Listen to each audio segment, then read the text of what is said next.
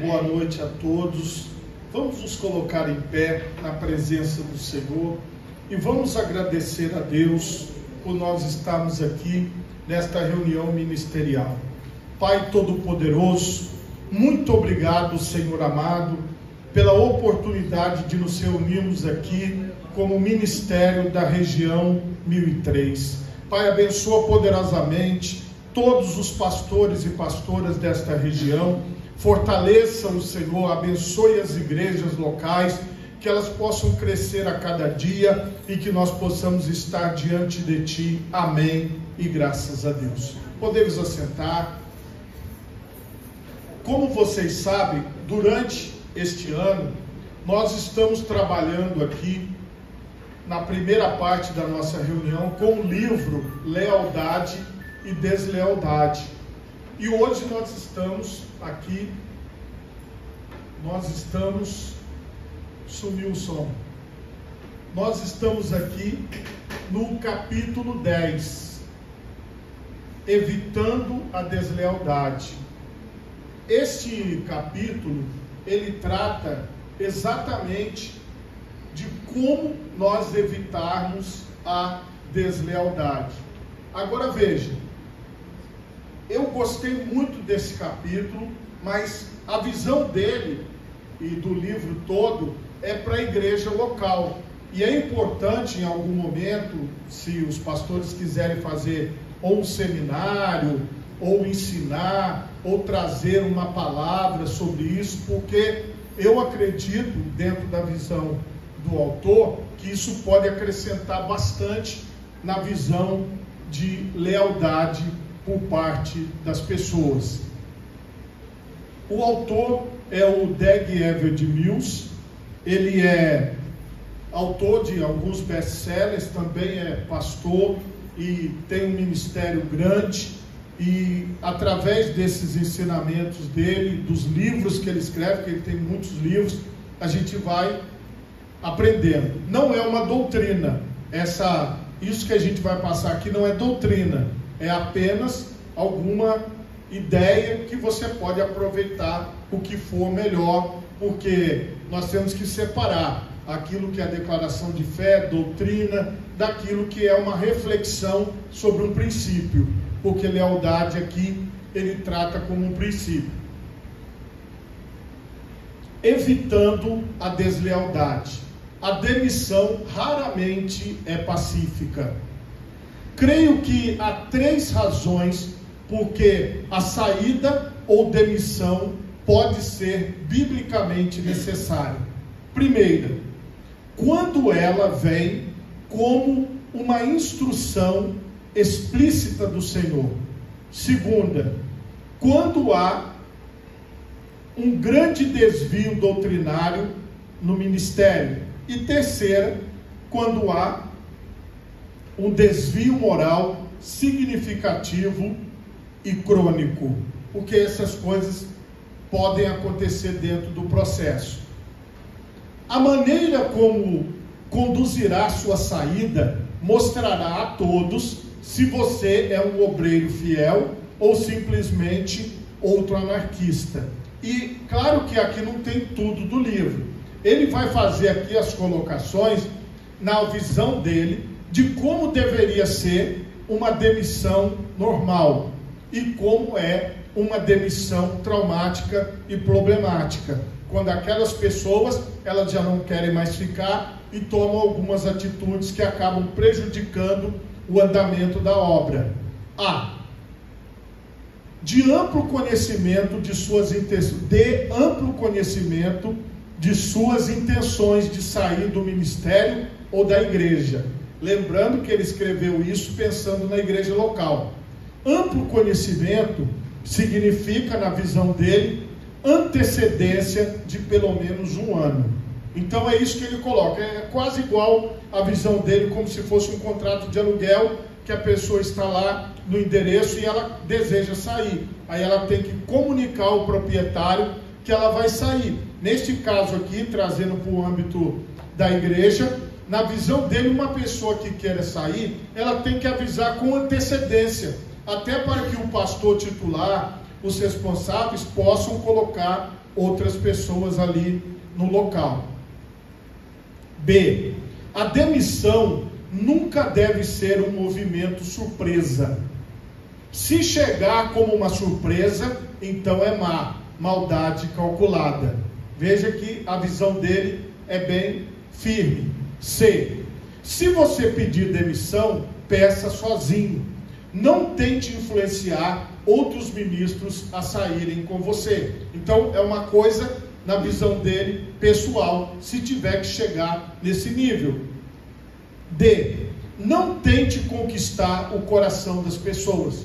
Muito antes de você sair, fazendo amigos especiais por toda parte e desenvolvendo relacionamentos próximos com membros vitais da igreja, no fim, você deixará para trás um grupo de membros confusos que terão de optar entre o relacionamento com você e o compromisso com a igreja. Esse é outro motivo porque você precisa declarar suas intenções de sair muito antes.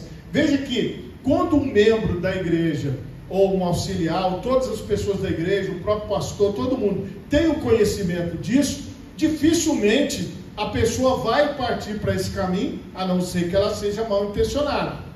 E seja grato à igreja de onde você está saindo, e não espalhe histórias ruins a respeito dela depois de você sair. Quanto àquele que torna mal por bem, não se apartará o mal da sua casa. Provérbios 17:13. F. Não enlameie as águas onde você bebeu, deixando para trás um grupo de pessoas confusas. Ao dizer coisas más a respeito da igreja que você deixou, você irá enlamear as águas e evitar que outros sejam treinados e abençoados pelo ministério que o abençoou. Acaso não vos basta pastar o bom pasto, senão que pisais o resto de vossos pastos a vossos pés? E beber as profundas águas, senão que enlameais o resto com vossos pés? Está lá em Ezequiel 34:18. Veja que é uma reflexão dura para cada um de nós fazermos.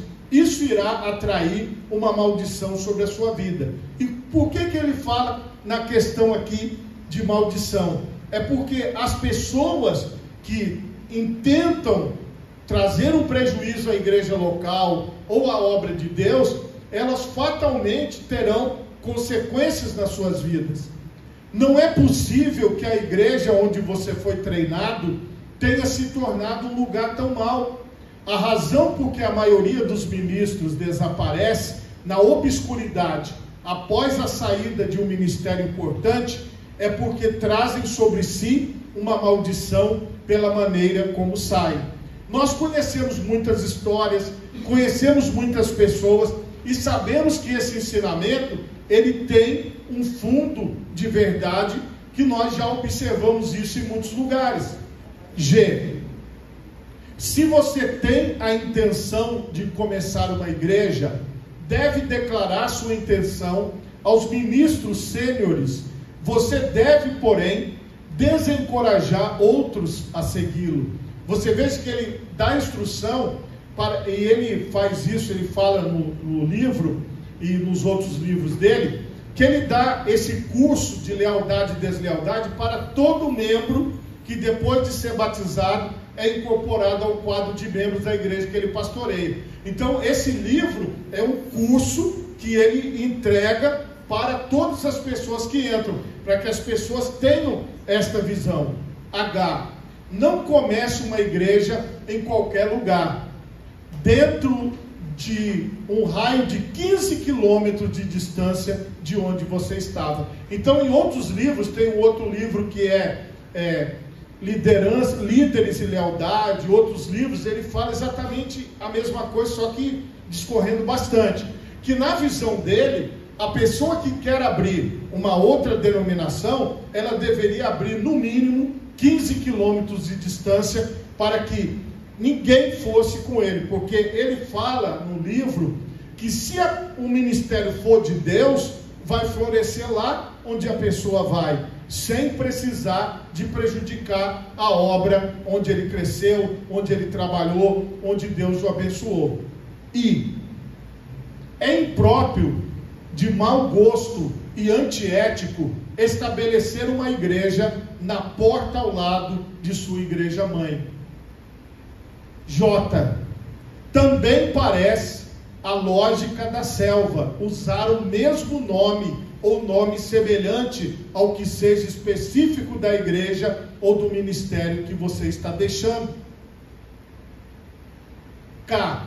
Após a saída, você deve falar bem a respeito de onde você veio. Isso lhe dará alguma credibilidade. Agora, para nós que já somos pastores, nós sabemos tudo isso. Mas às vezes, para aquela pessoa que está chegando na igreja, ela nunca fez parte de uma igreja, ela não entende. Então, explicar isso, eu, depois que li esse livro, passei a achar bastante importante. Os rebeldes podem arrepender-se? Porque essa é uma grande pergunta que ele faz. Acredito que nem todo traidor é profundamente rebelde. Ele vai fazer aqui uma diferenciação. Alguns são inocentes e outros não. Havia poucas pessoas paradas diante da cruz no calor da crise. João, o amado, Maria, a mãe de Jesus, e Maria Madalena. Os outros discípulos não podiam ser encontrados em lugar nenhum. E junto à cruz de Jesus estava sua mãe e a irmã de sua mãe, Maria, mulher de Clopas, e Maria Madalena. Ora, Jesus, vendo ali sua mãe e que o discípulo a quem ele amava estava presente, disse à sua mãe, João 19, 25 e 26. Pedro amaldiçoou e negou que alguma vez tivesse tido qualquer coisa a ver com Cristo. Apesar disso, o destino de Pedro foi muito diferente do destino de Judas. Ela perguntou: o que eles disseram que eu deveria ser? Certa vez, houve um desacordo entre marido e esposa. O problema ficou tão ruim que as famílias tiveram que intervir. Após muitas discussões, foi descoberto que a esposa estava errada. O conselho dos presbíteros pediu à senhora que apresentasse desculpas à família e especialmente ao seu esposo. Ela amargamente concordou e dirigiu-se a um presbítero, ao outro, dizendo: sinto muito pelo que fiz. Quando chegou ao seu marido, externando enfado em seu rosto, ela se voltou para os outros e perguntou: o que eles disseram que eu deveria dizer a ele? Caro leitor, veja bem, ao fazer essa pergunta, ela confirmava de fato que realmente não se arrependera. Ela estava sendo forçada a admitir seus erros. Por isso, ela teve de perguntar: o que eles disseram que eu deveria dizer? Nunca se esqueça que o verdadeiro arrependimento é diferente de admitir os próprios pecados. Concordamos que os próximos 7 pontos ajudariam a diferenciar entre uma admissão de erros forçada e um verdadeiro e piedoso arrependimento. Então ele está dizendo que às vezes uma pessoa que cometeu uma falha, que cometeu um erro no campo da lealdade, sendo desleal, algumas delas, se mostrarem um arrependimento verdadeiro, podem mudar. E aí aqui ele coloca esses pré-requisitos na visão dele. Primeiro, admita a si mesmo e a Deus que você tem sido rebelde. Isso, lembrando que essa ministração é para a igreja. 2, peça a Deus por sua misericórdia e seu perdão. 3. Confesse sua rebelião àqueles contra quem você se rebelou. Porque aqui a gente vê que para chegar nesse ponto, a pessoa realmente tem que ter se arrependido. 4. Diga ao seu grupo rebelde que você percebeu que foi rebelde. Explique a ele sua decisão de arrepender-se. A gente sabe que quem está no caminho da rebelião dificilmente vai conseguir admitir isso. Mas dentro da visão do autor, se a pessoa quiser, no caso dos que estão em rebelião, se arrepender, ele acredita que esses passos podem ajudar. 5. Vá à igreja onde você se rebelou e confesse seus pecados publicamente. 6. Confesse a qualquer outros que estiveram envolvidos durante o tempo de sua rebelião. 7. Aqueles contra quem você se rebelou irão perdoá-lo por sua rebelião e liberá-lo na bênção de Deus.